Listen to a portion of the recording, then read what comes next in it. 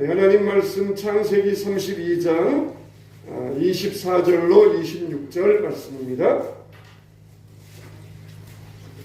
구약성경 49면 창세기 32장 24절로 26절 말씀. 제가 한 절, 여러분이 한 절, 다같이 한 절 읽겠습니다. 우리 한 절, 24절로 26절 말씀. 야곱은 홀로 남았더니 어떤 사람이 날이 새도록 야곱과 씨름하다가 자기가 야곱을 이기고 상을 보고 그가 야곱의 허벅지 관절을 치매 야곱의 허벅지 관절이 다른 사람과 씨름할 때 어긋났더라. 다같이 그가 이르되 날이 새려하니 나도 가게 하라. 야곱이 이르되 당신이 내게 축복하지 아니하면 가게 하지 아니하겠나이다. 아멘. 할렐루야, 할렐루야. 주님의 이름으로 축원하면서 축복합니다. 할렐루야. 이제 오늘 내일이 올겨울 마지막 추위 같아요. 오늘이 춥고 내일 춥고 그러면은 모레부터 날씨가 많이 풀려진다고 합니다. 올겨울 이제 마지막 날씨, 마지막 추위가 마지막 기운을 바라고 있는데 오늘 이 시간까지 함께한 여러분들 진심으로 주님의 이름으로 축원합니다. 다시 한번 축복합니다. 우리는 하나님 앞에서 꺾여져야 돼요. 하나님 앞에서 꼿꼿하고 뻣뻣하면 안 됩니다. 하나님 앞에서 꺾여져야 됩니다. 이 야곱이 야복강 앞에서 누구를 만납니까? 하나님의 사자를 만나잖아요. 그래가지고 뭘 합니까? 밤새도록 씨름을 하지 않습니까? 그래서 그 사람이 야곱을 이기지 못함을 보고 이 사람의 야곱의 허벅지 관절을 치매 야곱의 허벅지 관절이 위골되었더라 그랬어요. 허벅지 관절. 우리 몸을 지탱해 주는 게 이 허리 쪽, 특히 또 허벅지 쪽이거든요. 엉덩이 쪽에 있는 이 허벅지와 이걸 이어주는 큰 이 뼈가 마디가 있는데 이것이 위골되면은 사람이 툭 꺾여지고 주저앉게 되어 있어요. 근데 그동안은 야곱은 참 뻣뻣한 인생을 살아왔습니다. 하나님 앞에서 꼿꼿하게 자기 고집, 자기 아집, 자기 생각 이걸 버리지 아니하고 내 생각대로, 내 뜻대로 내가 부자도 되고 내가 아내도 많이 얻고 자식도 많이 낳고 그러면서 내 생각대로 꼿꼿하게 뻣뻣한 인생을 살아왔어요.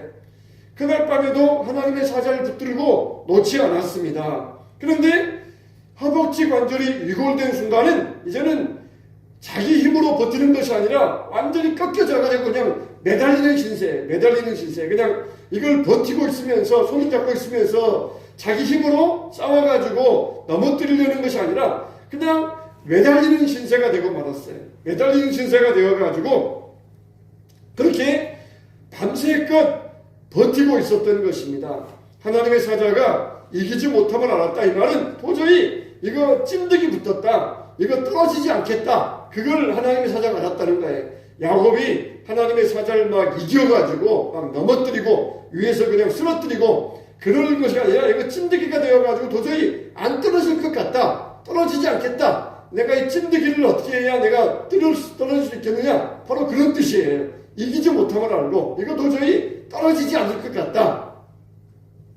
이렇게 이 야곱이 되었던 것입니다. 그래서 사람이 꼿꼿하고 뻣뻣하면은 하나님이 온전히 사용할 수 없는데 그 전에 다윗이 말했던 것처럼 하나님께서 원하시는 건 뭐냐? 하나님이 원하시는 것은 상한 심령이라고 그랬어요.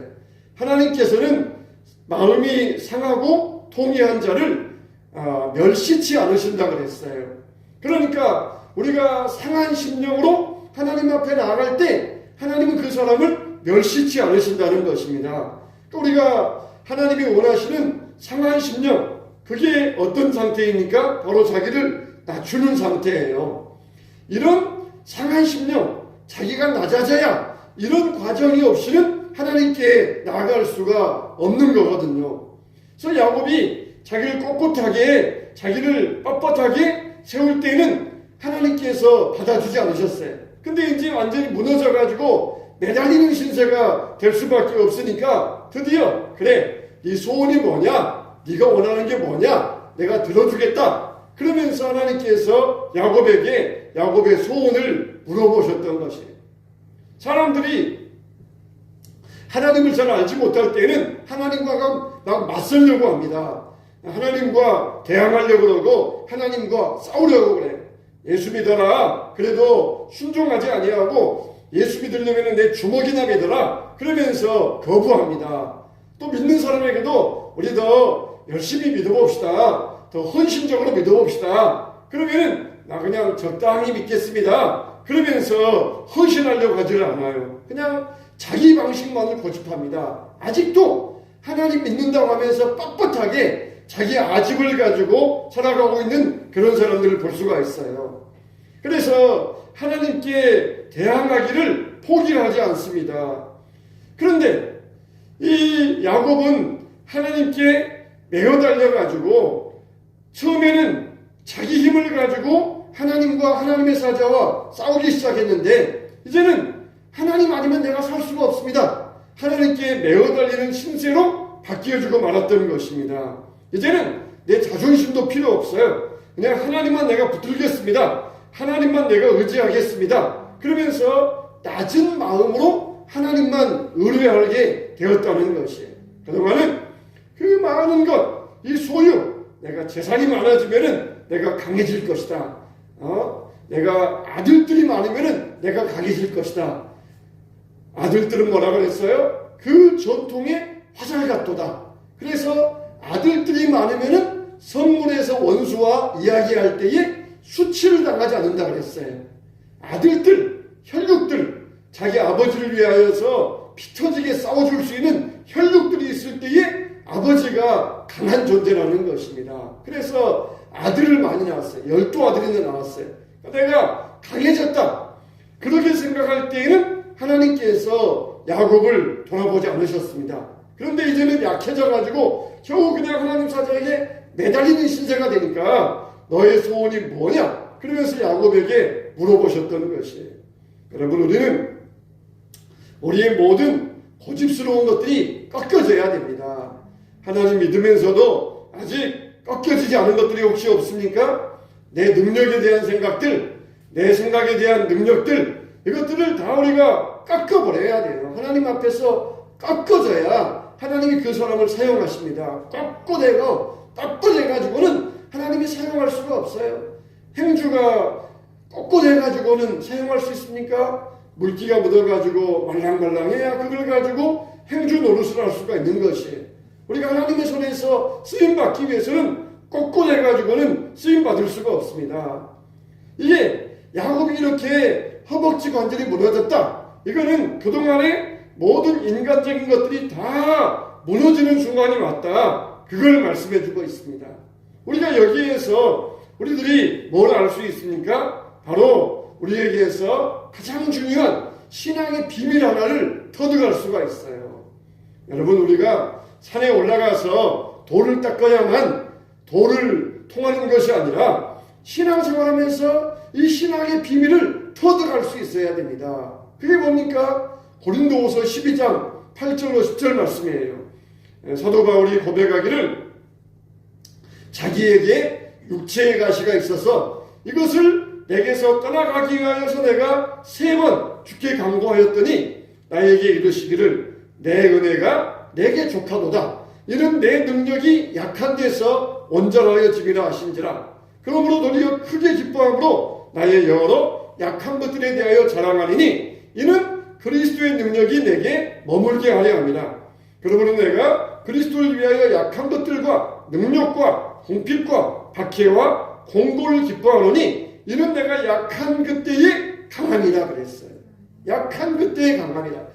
이걸 우리가 터득할 수 있어야 됩니다. 세상 사람 같으면 약하면 약했지, 없으면 없었지, 약할 때 강하고 없을 때 부유하다고? 그건 무슨 말도 안 되는 모술 같은 소리고 무슨 풀 뜯어먹는 소리냐? 그러면서 세상 사람들은 이런 말을 단칼에 무시해버릴 것입니다. 그러나 우리는 이걸 터득한 사람들이에요.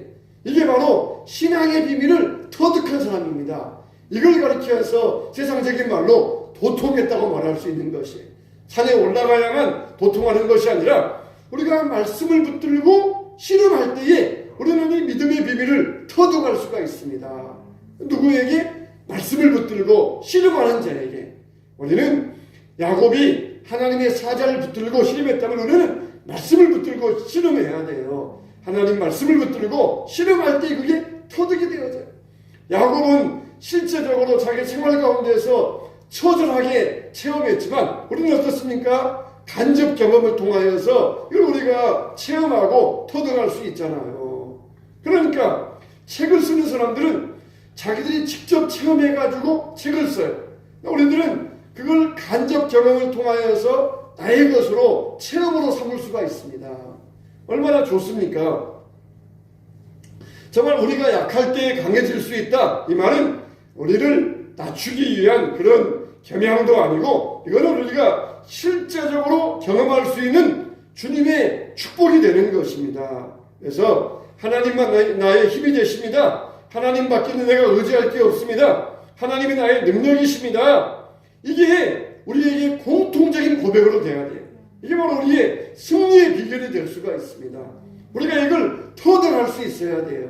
하나님 말씀을 들으면서 말씀과 씨름할 때 이걸 우리가 터득하게 되면은 이게 신앙의 큰 비밀, 승리의 비밀을 얻게 되는 것입니다.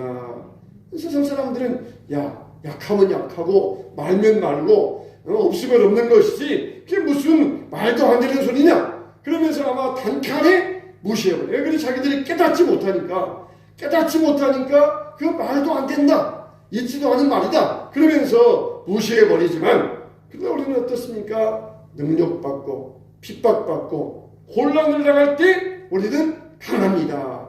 우리는 그때가 우리에게 가장 강할 때입니다. 신앙이 없는 사람들은 무능하니까 능력이 없으니까 자기의 무능을 숨기기 위하여서 핑계대는 것에 불과하다. 그렇게 생각할 수 있어요. 그러나 우리는 분명한 신앙의 비밀로서 이걸 고백할 수 있어야 됩니다. 내가 약할 때 강합니다. 그래서 우리가 이걸 신앙의 비밀을 깨달을 때에 세상적으로 우리의 모든 가치관이 변화되게 되어 있습니다. 사도 바울도 신앙인들을 붙잡아다가 감옥에 가두기 위하여서 다메섹 가다가 예수님 만나서 변화가 되었어요.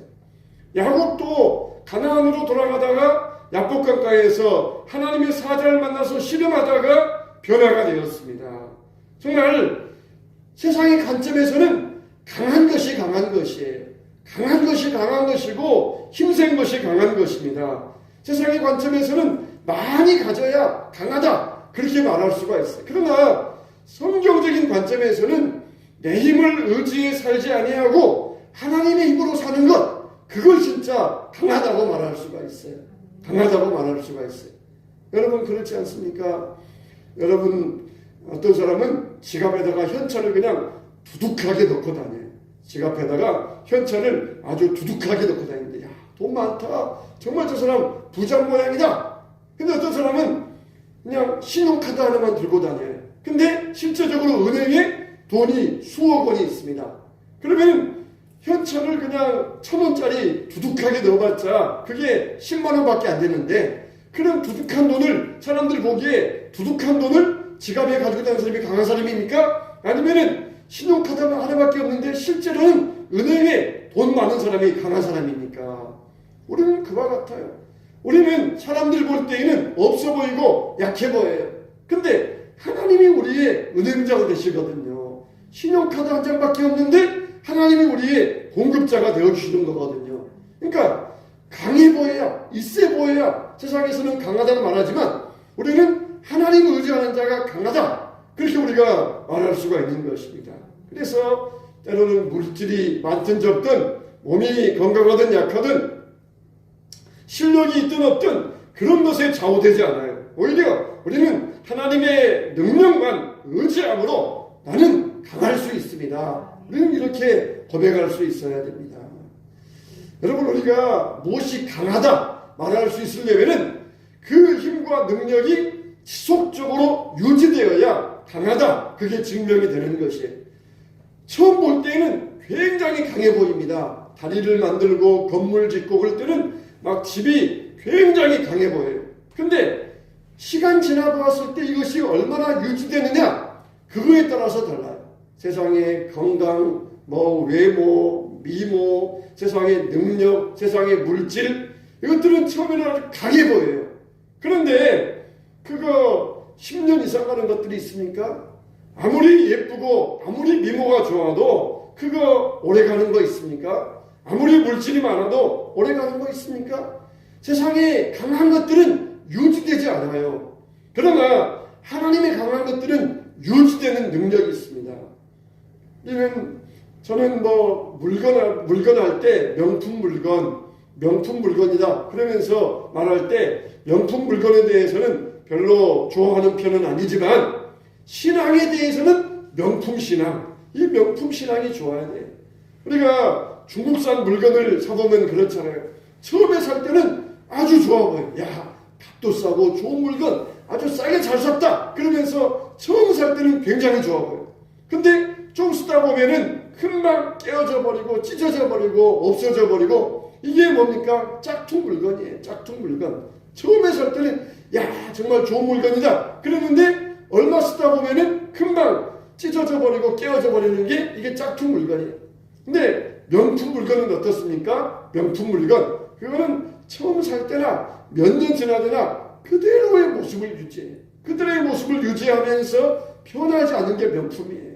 가방도 싼 물건 처음 사면은 얼마나 좋습니까? 명품과 다를 게 없어요. 그런데 조금 싸보면은 짝퉁들은 금방 찢어지고 색깔이 변하고 그리고 실밥이 터져버려요. 그러나 명품은 쓰면 쓸수록 오히려 더 윤이 나고 더 손때가 묻고 그러면서 더 우리에게 편리함을 줘요.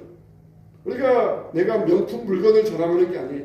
우리 신앙이 명품 신앙이 되어야 된다는 것입니다. 처음에 볼 때는 무언가 있는 것처럼 그렇게 보이다가도 얼마 지나가면은 없어지는 신앙, 그건 짝퉁 신앙이에요. 짝퉁 신앙. 명품 신앙은 처음이나 나중이나 항상 똑같습니다. 날씨가 추워도 예배 자리에 나오고 시간이 환경이 변해도 기도하고 변치 않는 것, 그게 명품 신앙이에요. 명품 신앙. 짝퉁 신앙들은 처음에는 이렇게 화려하게 좋은 것처럼 보이다가도 지속력이 없어요. 유지되지를 않습니다. 그러나 명품 신앙은 항상 변함이 없어요. 항상 똑같습니다. 항상 똑같은 자리에서 똑같이 기도하고 똑같은 시간에 예배하고 찬양하고, 이게 바로 명품 신앙이라는 것이에요. 우리가 강하다고 할 때에 이것도 명품의 능력은 뭡니까? 세상에 강한 것들은 다 사라져요. 물질도 사라지고 건강도 사라지고, 이거는 진짜 강한 게 아니에요. 진짜 강한 것은 하나님의 능력 안에서 유지될 수 있어야 됩니다. 그래서 하나님의 능력은 이 땅 위에서도 우리에게 유익을 주지만 우리가 죽어서도 우리에게 복을 주는 것이 하나님의 능력이 아니겠습니까? 세상에서야 막 잘해준다 그랬다가도 나중에 죽으면은 없어지는 게 그게 마귀의 짝퉁이에요. 그러나 하나님은 이 땅에서도 우리가 풍성한 삶을 살게 하시고 죽어서도 영원한 상급을 약속하시는 것, 그게 정말 하나님의 명품의 능력 아니겠습니까?